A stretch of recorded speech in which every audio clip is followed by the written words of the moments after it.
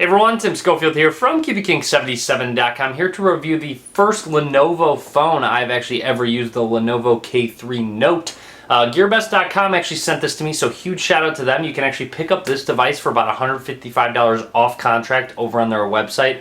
I'll post all links in the description of the video. But anyways, I've spent a good amount of time with this device. I got a lot of people asking when I'm going to make this review video and all that, so let's get into it. Talk about design, performance, battery, all that good stuff.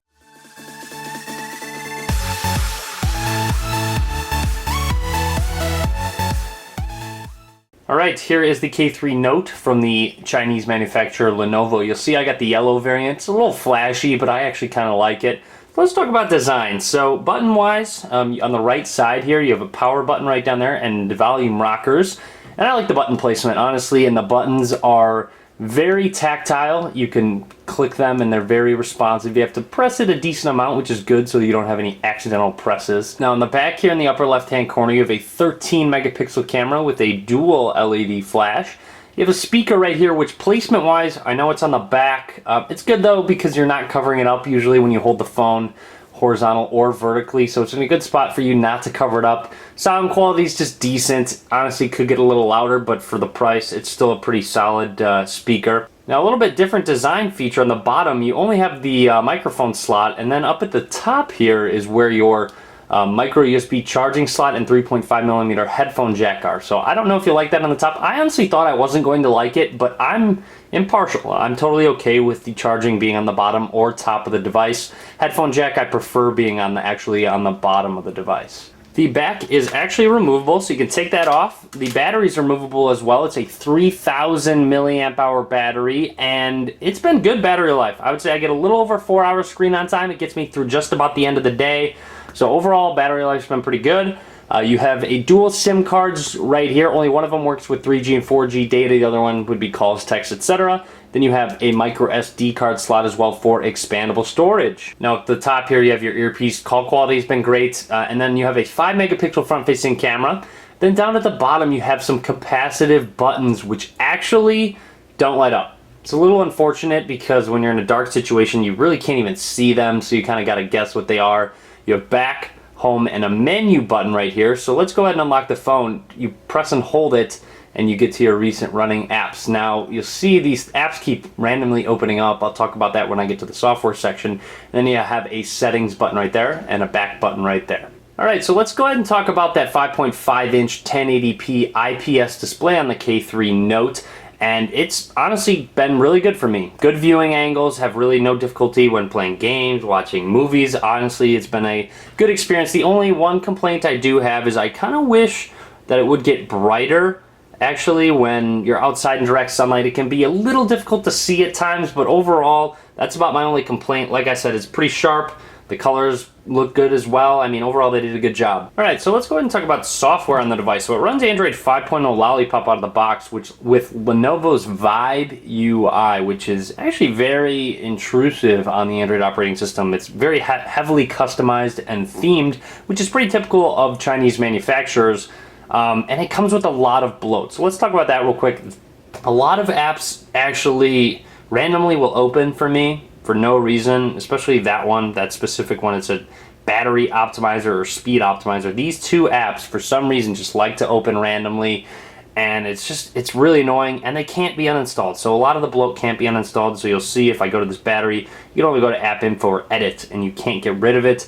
You have Clean Master down there, which is not needed. You have UC Mini, which is a browser, Safe Center.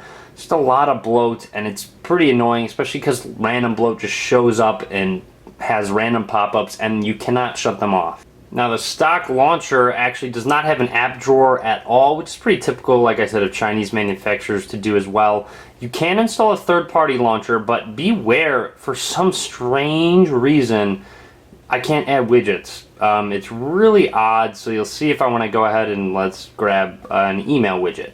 Let's go ahead and just pop this right there, and it's just going to say settings has stopped, and it does it with multiple launchers. I just can't get it to work, so that's actually kind of a pain, especially if you actually want to use a third-party launcher, which I do. Now, there's a lot of customization options, especially when it comes to themes. So you have a huge theme center right here with various themes that show up. Honestly, it's in a different language, but that's okay because you just kind of look at the aesthetics and you can buy them, or there are free ones as well. So a lot of theming options. You can theme the lock screen specific wallpapers, app icons, all that good stuff. Now when I pull down the drawer, I do it twice and you'll see you have a bunch of options here, which I like the look of it and just all the various customizations you can make to them. So a lot of good options there. Let's go ahead and go into settings, and you have character settings here, which are actually used for I guess gestures and other features to add. So for example, you have quick snap with the screen off. You can double tap, and I believe it's going to open the camera application and take a picture as well. So it just does that automatically for you. You can save it or delete it right away if you don't actually like it. So let's try that again. So screen off, I'm going to double tap, and it's should take a picture. See, here's a just perfect example of one of those apps not opening when it should. I don't know if that actually took a picture when it did, but looks like it didn't work there. We could try it once more. Double tap volume down, and there we go. So it did take a picture, and that was really quick. I think that's a really neat feature to have. You have something called wide touch, which is this right here, which gives you shortcuts, things of that nature. You don't need it on if you don't like it.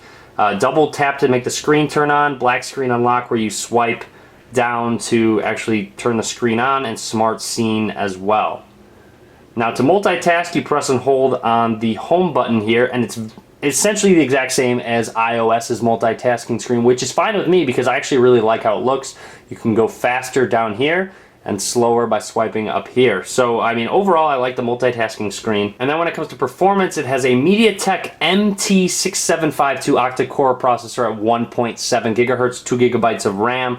Overall performance has been very good. Gaming has been fluid, even on high quality games. We'll get an occasional stutter here and there when going through apps and multitasking, but it's nothing crazy bad or anything. It's just kind of occasional, and that's okay on a device at this price point. Alright, so let's go ahead and talk about the camera. And real quick, honestly, it's a 13 megapixel camera, and it works pretty well. I mean, overall, it's a pretty good camera.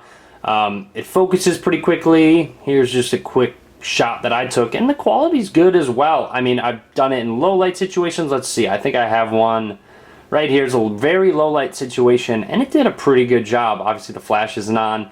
You can still see things. It's about what it looked like from your eye point view. And then here's one, a far away shot outside, and you'll see you can still get some pretty good quality in the trees, the cars, just from far away. In ideal lighting situations, quality is pretty good.